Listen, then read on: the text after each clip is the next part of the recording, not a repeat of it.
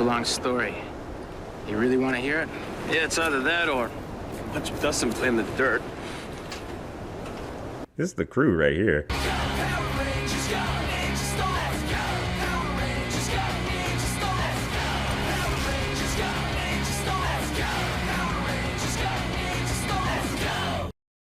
Deep in the mountains and many years past, it's been a long time since... Remember the Morph? Here on this channel, we go over and analyze the little details that go into such a spectacle. Today we're focusing on Ninja Storm and every little thing you can imagine. From how the poses change from the Japanese counterpart, to the effects, to how they all can affect the scene. Let's take a ride together. Oh yeah, baby, yeah!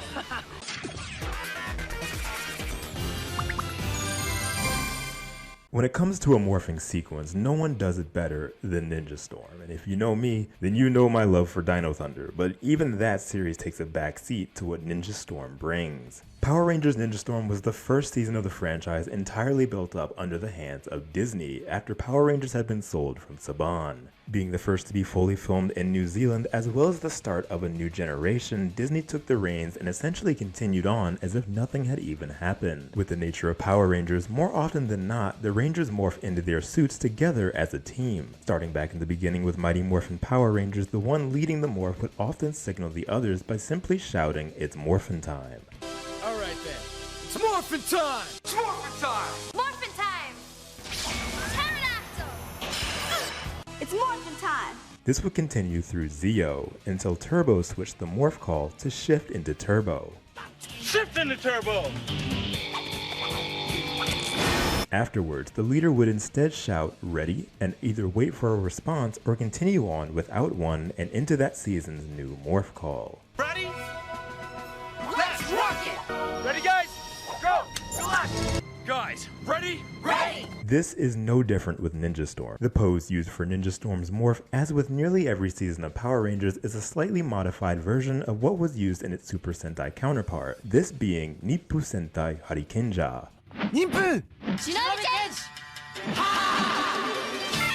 Ninja Storm decided to speed up the process, creating a more dynamic and, dare I say, lightning fast approach to the sequence itself. Ninja Storm Danger Form It's Ranger form? is the name of the game, and its phrasing would be used for the first three Rangers to appear on the show, Shane, Tori, and Dustin, the Air, Water, and Earth Wind Rangers respectively. Ninja Storm! Ranger form! Ha! Wind Ranger power! After spinning their discs, the Rangers appear surrounded by a powerful tornado and revealing their new suits from underneath their ninja garb. The ninja outfits are shown in the stock morph footage even when not being worn at that point in the episode. The Rangers then receive their helmet crest that then fully forms the helmet with the visor and mouthpiece connecting separately. What's so nice about the helmets in Ninja Storm is that not only is the visual of their helmets without the visor so cleanly done compared to any other season of the show that showed it during the morph, but it most likely came out that way due to the fact that this does happen often in the season itself.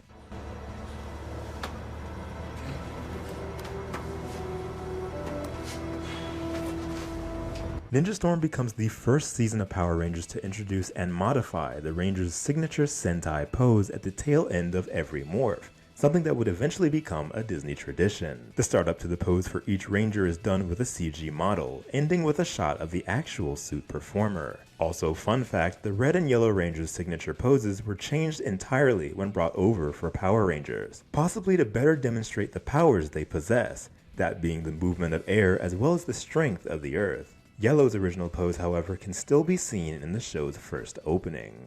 Not long into the series, we're introduced to the Crimson and Navy Thunder Rangers, Hunter and Blake. Being from the Thunder Ninja Academy compared to Wind, their morph is slightly different. Thunderstorm! Ranger form!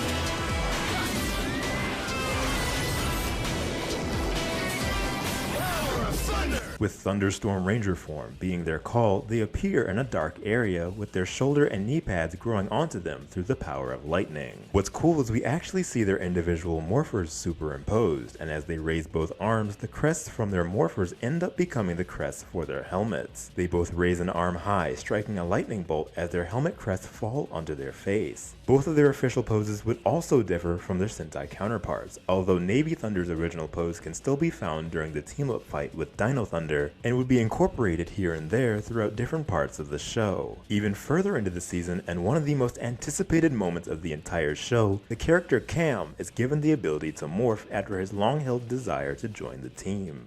Samurai Storm, Ranger form. Ha! Green Samurai power.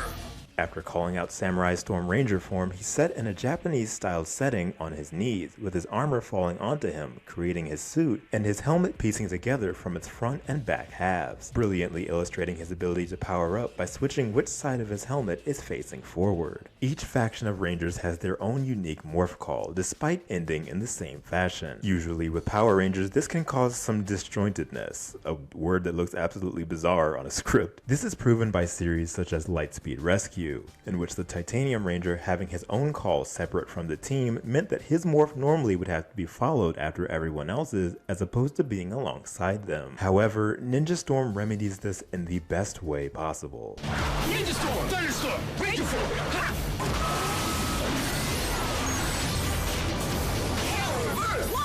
Power of Thunder. Rather than having each faction perform individually, they, in order, wait for their cue and follow the previous set of Rangers before initiating theirs. Ninja Storm, Thunderstorm, Ranger form. Ha! The order remains consistent even when the number of Rangers present is lessened. Thunderstorm, Ranger form. Ha! This synergy is strong and creates a specific rhythm never seen in the Power Rangers franchise before this point. Something about this is very stimulating and flows together insanely well. The idea to string each formation of Rangers in this way was wonderfully thought out in a way that keeps the momentum of the episode going without breaking pace. Made even more interesting being the fact that after Ninja Storm, something like this would never really happen again. What about the people? Yeah. You're not here. Guys, this way. Thunderstorm, Ranger form. It seems purely a result of the show's theming, having 5 Rangers not all meant to have been part of the same group. It truly was lightning in a bottle. Yes, see? I knew it, dude. I was right. Although its Rangers would rarely make return appearances after the season's run, the morphing sequence itself would remain the same, never being refilmed. Ninja Storm has a morph unique to itself, lending dynamic visuals to a fan-favorite series. It began Disney's run of the franchise and gave the time period a worthy kickstart. With the speed of the wind and strength like thunder, it's growing. Growing. There was no cool way of saying that. I'm sorry. Listen, thanks for what you did back there. You better not be doing anything illegal. Cue long bike riding montages to pad out time. If there's anything Ninja Storm loved to do, it's pad out time with bike sequences and horrible acting. And that, when I say horrible acting, I mainly only mean Tori. Wow, this is fun. Look, I don't know what it is, but Tori's ADR is awful, and it takes me out of every scene she's in, especially when something fun or serious is happening. Like, she's literally just reading a script. Yeah, we did it! Thanks to Dustin, he rocks. Give me an altitude chart for auto-jetting. And, don't try and play video games with it or something like you would do. That's not how video games work, Cam. I thought you were supposed to be the smart one. I'm Blake. Nice to meet you. My brother Hunter. Hey. Oh, you guys are brothers? We're adopted. No, you ain't. This is Hunter and Blake. They're known as the Thunder Rangers, evil rangers with really good riding working under Lothor. Their first mission is to capture the tsunami cycles from the Wind Rangers. At some point, they manage to secure the disc given to Dustin by Cam, one that contains vital information on the bikes. Evil plans are like fine wine. You must let them sit a while before uncorking them. Is that an alcohol joke? in Power Rangers. All right. I mean, sure. I love the physical acting of everyone in this season. It's a lot of fun. Surely such a powerful general can understand why your plan is so completely ridiculous.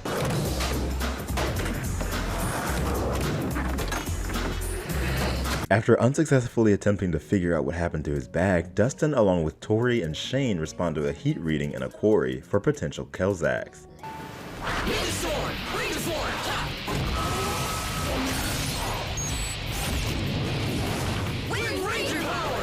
This is where they're ambushed by the Thunder Rangers. They have sticks! Really big sticks. Anybody got a suggestion? You want an idea? How about give up? This battle ends with the Thunder Rangers retreating, Zurgane appearing later on to one-up them against Lothor's orders. Yo, Zurgane, what up, dog? And the Thunder Rangers showing back up. Again, but now with their own versions of the tsunami cycles. Those are my tsunami cycles. No! Dude! There's something really cool about the fact that they replicated the bikes while also just being evil versions of the main team already. Like, they really mean business. I thought their sensei taught them better than this. Did you hear what they said about you? Yes, son, I'm also watching Power Rangers Ninja Storm. Very funny. This fight rages on, culminating in a Megazord battle and the defeat of the Wind Rangers. Now for a little touchdown dance on their heads. To keep up their anonymity, they pretend to be concerned after Shane, Tori, and Dustin are wiped out. Due to the morphers being completely thrashed, the Rangers are unable to morph until they're fully repaired, which leads to Tori struggling against one of Zurgane's new monsters. Time to make a splash! Ninja Storm! Ranger... Better hop to it!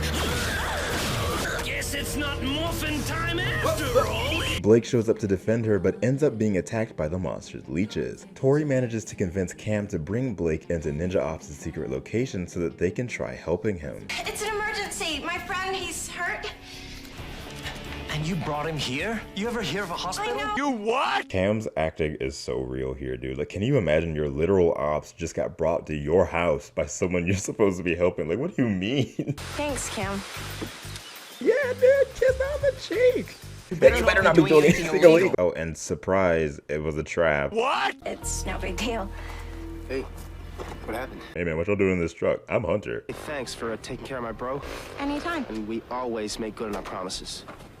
Okay, good to know, thanks. We gotta get home. Parents, you know how it is.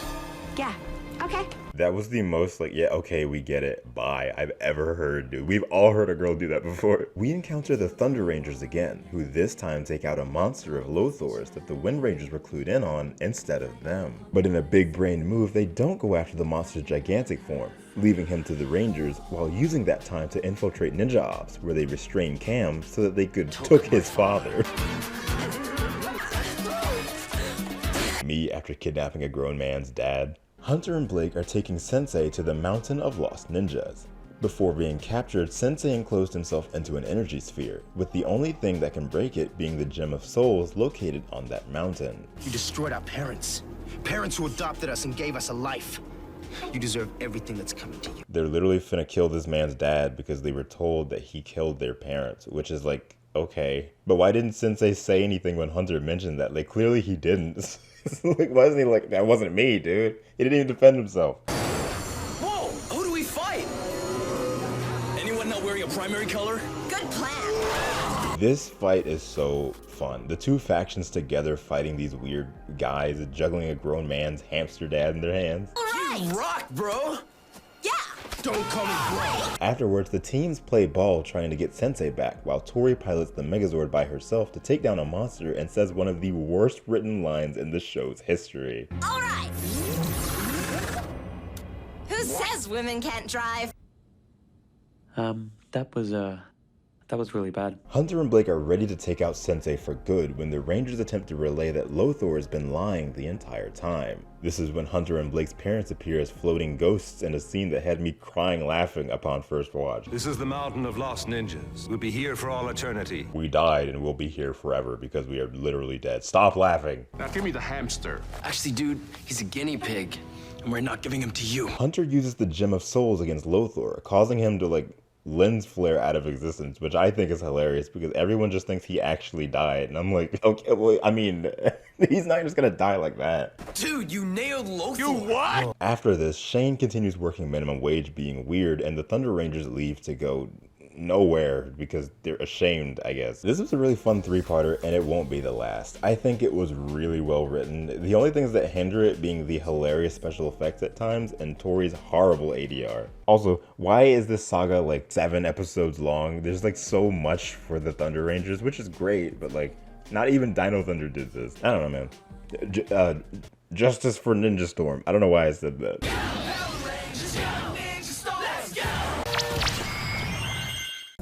Deep.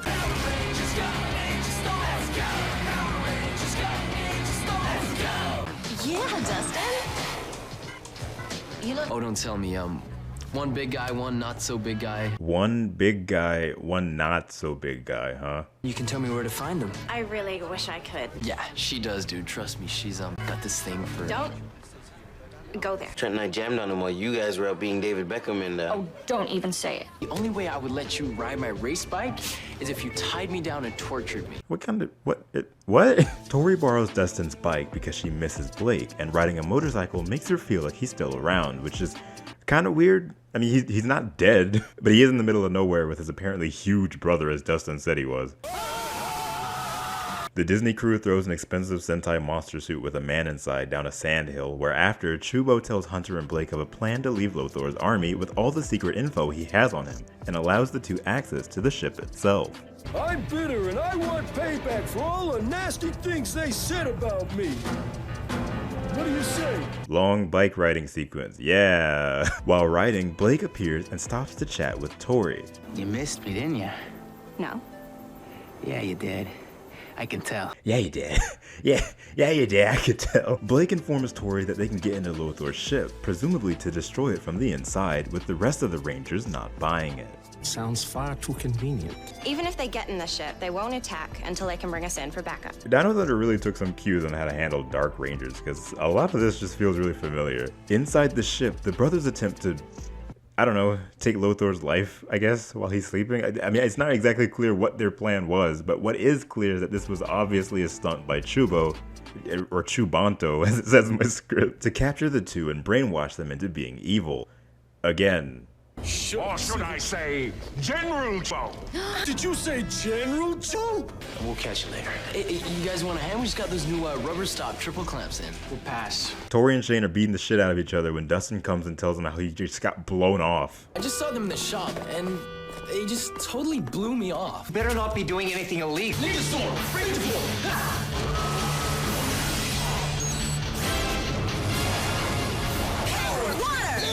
The Thunder Rangers, fresh from their brainwashing, ambush the Wind Rangers yet again with another really good fight. Give me 5 down low, Dustin. I'm okay. Not a problem. I love them. I do. They're just funny, dude. Oh yeah, they're also fighting one of Lothar's monsters, but I literally don't care. It's just filler. This is the only worthy part of it. Y'all got to go, yo. We start to see the evil hold wearing off on the Thunder Brothers, Chubo having to continuously hit them with more blasts to keep it going. Power Sphere. Serpent Sword. Chubo then sends each of the Rangers to a beach location, leaving the Megazords offline and vacant.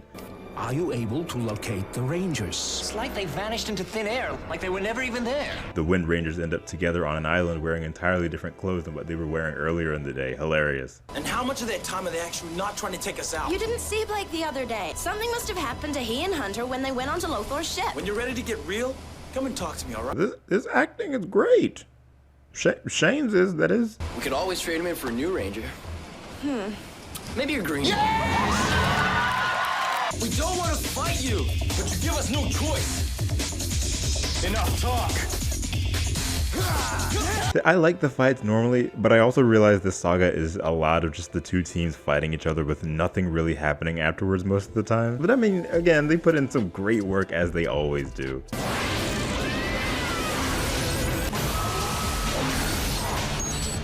You're right, Shane. They're not gonna listen to reason. If it's them or us, I choose us. Thank you. Finally, someone's listening to me. Bomb blaster! My blast is bigger than yours! I love the banter. It's so good in this season. Hey, I love dirt as much as the next guy. Too bad it doesn't show in your writing, Dustin. You did not just bag on my writing. Like, they was really cooking with the in-fight writing, and I can't get over it.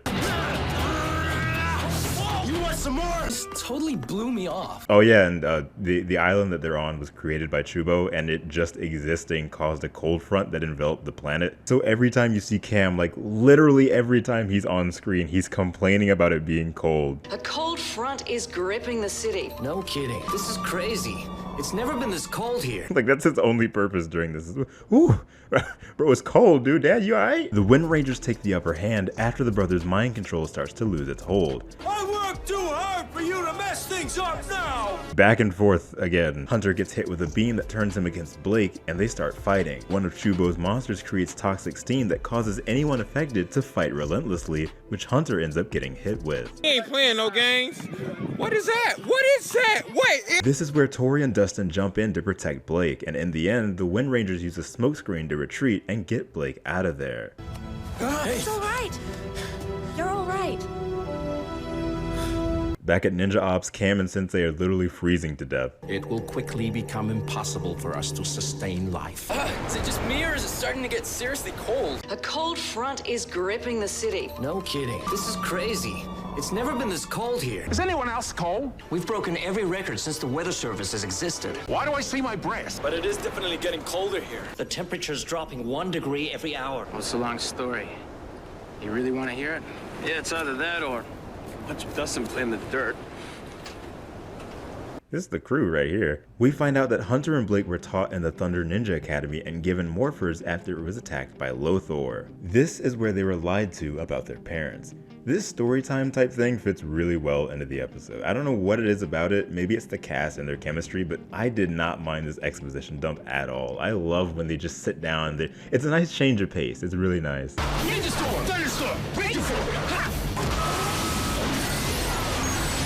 Dream on, Snail Trail! Ninja Shadow Battle! Yeah! Bro, Blake's ADR is second to none. Amazing voice anytime he's around. Hunter! Snap out of it! Lothor's done something to you! Fire! After fighting with Hunter and trying to break into him, Hunter nearly goes through with actually taking Blake out in a bait and switch that was completely unexpected by me. No more ninja tricks! No! I would have been so mad if all it took was Blake going, "They're lying to you," and then that was it. I mean, granted, that's still what happens, but it's not as simple as that. They do roll around and fight each other about it. They have both been through a lot of manipulation and lies, so seeing the memories come flowing back helped to add to things, I think. Helped to add to things. Anyways.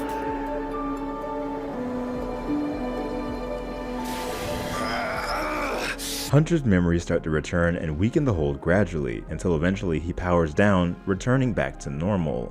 Do you know who we are? Yeah, my friends. Is that you, Cap? No, it's the phone company. I'm calling to find out if you're happy with your long-distance service. Is he always this, funny?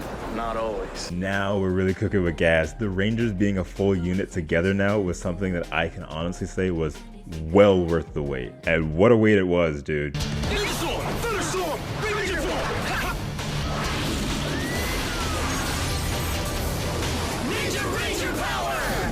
The Megazords form, Lothor sends the snail monster down again, they kill him, the end. Detonation of the crustacean! We're going home! Yeah! But not actually the end, because there's one last part to the saga, and I'm not covering it. Oh, come on, man! Look, nothing really happens. Chubo traps Hunter and Blake, then they get freed. They combine the two Megazords together, Chubo gets defeated, and they turn him tiny, to which he's then assaulted by Mara as a joke, and the episode ends with the worst musical sting of the Disney era. You're one of us now. This was such a long saga for the Thunder Rangers, but I loved it a lot. Now, apparently someone in the comments of last video told me that the rivalry between the Thunder and Wind Rangers in Hurricaneger was apparently like the entire show almost. So I don't blame Disney for wanting to cut it down, because I mean, we're not doing this the entire show. We don't have time for this. And I would have felt very fatigued. I was already feeling pretty fatigued by like the halfway point of the Return of Thunder saga. But I love Hunter and Blake. I love all the Wind Rangers, and seeing them together at the end was so worth it. Even no matter how fatigued I got in the middle and just the back and forth, I feel like it was all worth the wait. Now, I really do feel like the part 4 should not have been called Return of Thunder. I feel like that kind of stretches it out. It ended perfectly at part 3. Either way, it was a lot of fun, and I love them. I really do. They're so cool.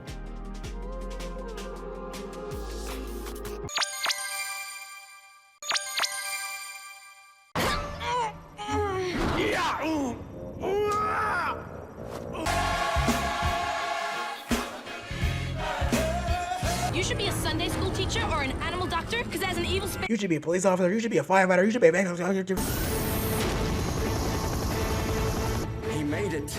This was a long time coming. This comes at episode, what, 15, 16? Cam lets out his frustration at feeling left out, his dad giving the Rangers so much attention, and him wanting to join in on the action.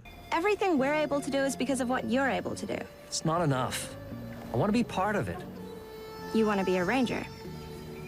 And it's fully valid. Cam does so much as it is just at the desk, with the Zords, programming everything. A promise you made when Cam was a little kid.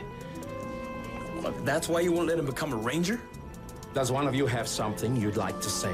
What's crazy too is that each of the Rangers agree that while Sensei has a right to be protective of his son, he's way too protective in his endeavors. They even kind of sort of lash out at him a little bit. Seems simple enough to me.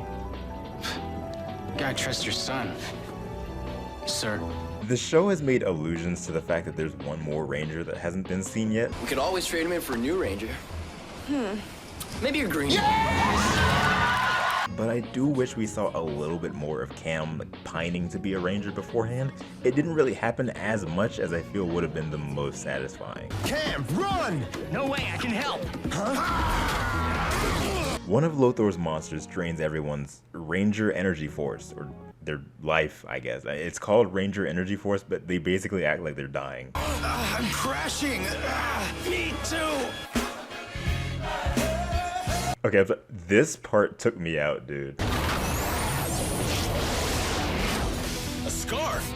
You sent us a scarf? Just go with it. When the Rangers are low on energy force and can't fight any longer, Sensei hints at there being a power strong enough to help, but refuses to allow it. And my boy Cam got them hops, boy. His daddy said absolutely not.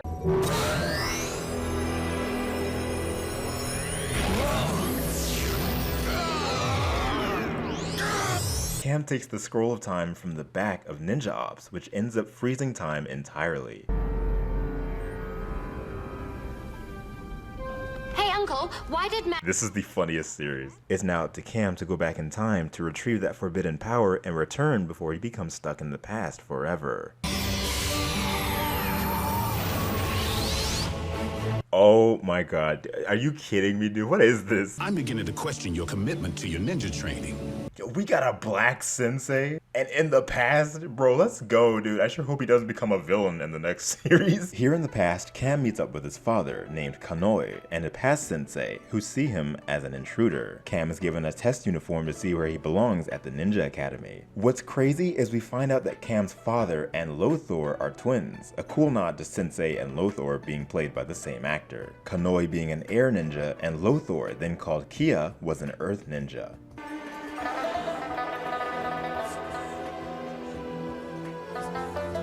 Kanoi spars against a woman named Nico, the first female enrolled in the school's history. Why, are you afraid of a girl? Maybe our traditions need to be changed. Bro gets outed as misogynistic and starts beefing with Kia. Nico carries a family heirloom on her neck, something that Kia takes a particularly dark interest in. Tell me about it. Let me see that amulet. Nico, who is actually Cam's mother, relays to Cam that the destiny of the samurai is passed down among generations in her family. My father says she would never approve of the life I've chosen. I have a feeling if she could see you now, she might feel differently. Thanks, Mom. It's a super sweet and heartbreaking story and interaction anytime Cam is with one of his parents in the past, knowing what happens to them in the future. Cam? Stop! That's mine! This looks like a PS2 cutscene, and I don't know how to properly explain why. Cam is then framed by Kia as having stolen the green amulet. Kanoi exposes him after having witnessed Kia attempting to unlock it with dark magic. Any use of the dark powers will bring immediate expulsion. This is the first rule of the Wind Ninja Academy. This is when Kia starts crashing out, attacking everyone in the academy, including Nico. Kia locks himself in a force field with Cam, who wears the green amulet while fighting for his family and the academy for the first time. You're a stubborn one. Runs in the family. Give me that amulet or you'll regret ever crossing my path. Like I already don't. Everything about this arc is absolutely insane. Cam is holding his own, keeping his glasses on, and defending the people he loves with so much force, and it's incredible. During the fight, the amulet starts to glow and forces Kia away, to which we see Lothor emerging out for a quick second. You will be cast adrift in a universe where your dark ninja powers may cause no harm. You are hereby stripped of your ninja rank, and the man known— Zeltrax, no! Kia takes the name of Lothor and is banished from the academy. Wait, how will I know? There's so much I want to ask you. So much I want to tell you. Goodbye, Cam.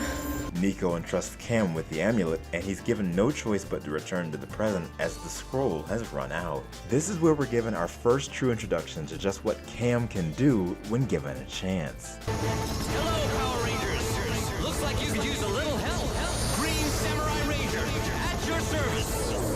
Emerging from the Samurai Star Zord as the Green Samurai Ranger, Cam makes light work of Lothor's original monster, before revealing himself to the Rangers. Tori having the first inkling of an idea is my favorite part.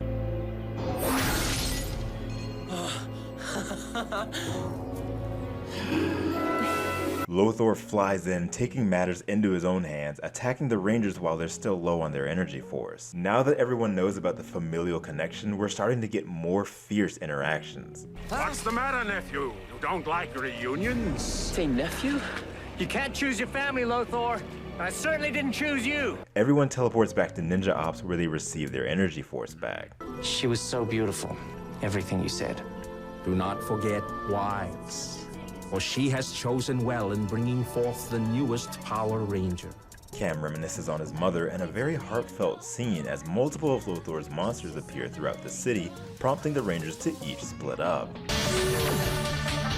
Samurai Storm, Ranger form. Ha!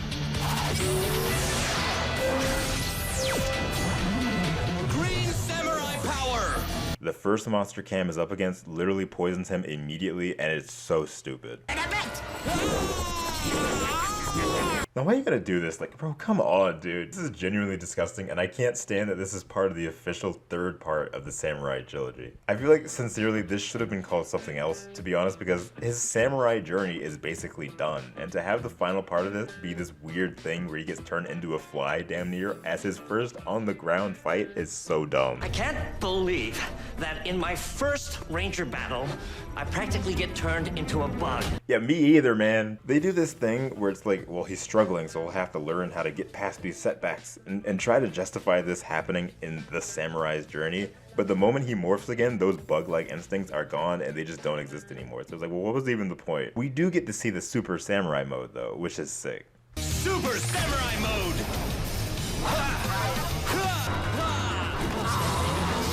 Samurai Saber, power up. How do you like that, Uncle? I don't like it. You don't truly realize just how much becoming a Ranger had an impact to him and the rest of the gang until the Rangers surprise him with his own ninja uniform. Wow! Where did that? You gotta be part of the team. You gotta have the gear. The Samurai's journey is what both Cam and Ninja Storm needed. Coming off the Thunder Rangers saga, both of them, this three-parter served a great purpose. The first episode had a good bit of filler and the third trailed off a little, but all three together I feel flowed fine enough. I just really enjoyed seeing Cam interacting with his family of the past, especially seeing his mother, knowing the different connections that each of these characters played to each other and seeing how they evolved and turned into something different later on. It's the exact kind of personal struggle that I love to see in Power Rangers. It's just enough. The Green Samurai Ranger had an amazing introduction, and it's something I'm sure many look back on fondly today, and I know I do. It takes a powerful man to choose his own destiny. Congratulations. No father could be prouder of his son.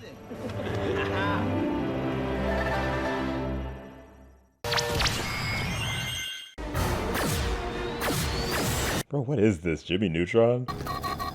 Looks like a game of Jimmy Neutron. Lothor's on the back burner as Zurgane is apparently working on his own Zord. At the same time, they notice a strange flying ship piloted by none other than Jimmy Neutron. Back at Ninja Ops, Sensei is on a meditation retreat, which gives the Rangers a day off, right in time for Tori, because it is her birthday. It is your birthday. Oh, how about a beach party? She in turn tells Shane to try and get good sleep, as he's been having strange dreams of himself where he's young and hears a woman calling out to him.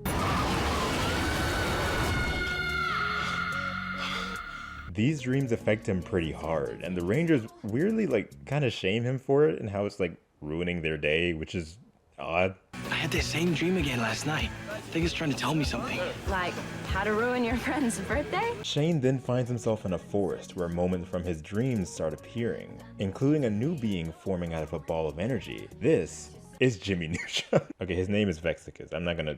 Alright. No, give me the Carmanian. Carmanian what? Vexicus is after something called the Carmanian. Soon after, the floating white ball of light takes the form of a woman named Skyla, who saves Shane from Vexicus in the nick of time. She refers to herself as an alien life form. This is an evil air, not the spinning class. Okay, there's a lot of stuff going on all at the same time. The Wind and Thunder Rangers, including Cam, are out celebrating Tori's birthday. Little girl. Bro, you're making me laugh. Shane is attacked by the bounty hunter, Vexicus, who is Lothor's sworn enemy and looking for something called the Carmanian, that of which happens to be Skyla. Shane is then teleported deeper into the forest by Skyla and they start wandering around. Zurgane and Chubo find Jimmy Neutron's ship and then get snuck up on by Cybercam? You really don't want to go there, do you? Hellzax show up and then Cybercam just starts kicking their ass. Wait, what? Whatever that spaceship is interfering with Shane's morpher. We'll keep trying. I'm on my way. Cam using the samurai amulet as a lavalier mic is hilarious. Cam checks things out while the rest of the Rangers hang back with Tori, who's still upset her birthday is derailed, which I guess is understandable to an extent. Also, her friend just got lost in a forest after having night terrors and is now in threat of being gone forever, to the point where Cam was like, I have to go figure this out. like, bro. They all do come around later on, but it's like, come on. Skyla brings Shane to different locations present in his past dreams, giving him cryptic information. Well, let's just say I owe you one. And this is where I pay you back. What? Lothor is onto the fact that Skyla and the Red Ranger have crossed paths, knowing that she's a Carmanian, and sends Zurgane to try and split them up. To which he then takes his Zord and goes after the Wind Rangers nowhere near the forest where Shane even is. I came here to give you something. And he wants it. But that would be bad. Skyla relays that she and Shane have met before when he was younger. Shane had saved her from a spider's web she'd been caught in while Vexicus was after her.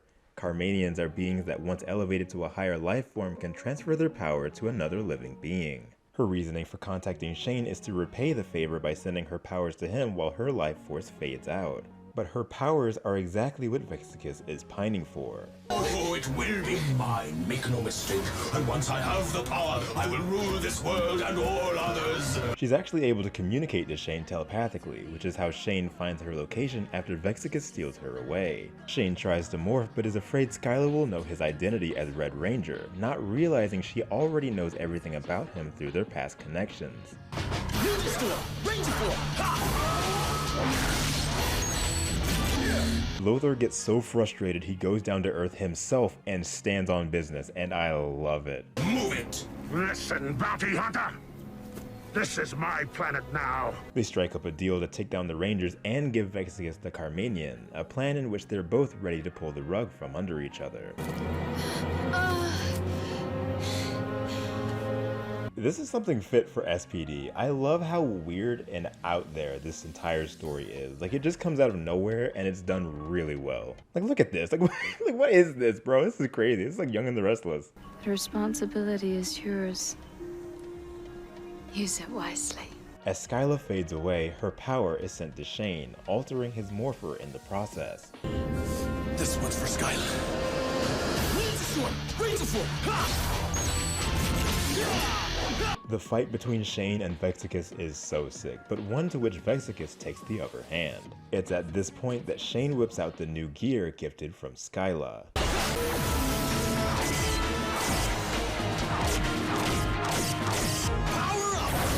This is one of the sleekest looking Battlizer modes of all time, the armor being present and impactful while not concealing the ninja aspect of the Ranger design. Shane remains agile and able to hold his own.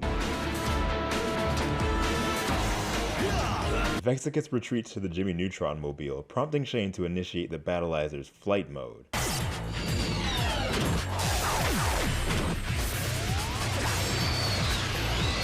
It's also here that you realize part of the reason for Sensei's absence was less of him having a meditation retreat and more that the animation budget was thrown almost entirely into this flight battle, and there was very little money left to animate him at all. Using the Battlizer, Shane is able to destroy the ship, with Vexicus managing to escape. The flight mode is beautiful and incorporates the Hawksword in different ways across the armor as well. I love it. It's so cool. Day's not over yet. Well, if it isn't the Orange Ranger. Shane's Karma is a refreshing two-parter for sure. As I said earlier, the fact that it's so out of nowhere and kind of strange makes it so wonderful. An alien just appearing through dreams and showing up with a human appearance, being chased by a bounty hunter, to then fade off and be forever represented as newfound strength. It's such an out there idea, but I appreciate it. I do wish we heard more about the Carmanians earlier on, maybe a hint of something. Their way of life is interesting and could have even been used to justify past power-ups as well. Nonetheless, the Battlizer debut was fun, both on the end of Shane and the rest of the Rangers battling Zurga and Zord that I didn't mention because I didn't care much about it. The first Battlizer under Disney was surely in good hands. It's got all these lasers and everything. What is it? Yeah, check it out. Woo! Alicia, Andrew, Austin, Autistic Disney, Brandon, Chaco, Emilia, Grim, Helen, Ian, Luke, Kira Did Nothing Wrong, Junior the Hedgehog, Matthew, Prima Donna,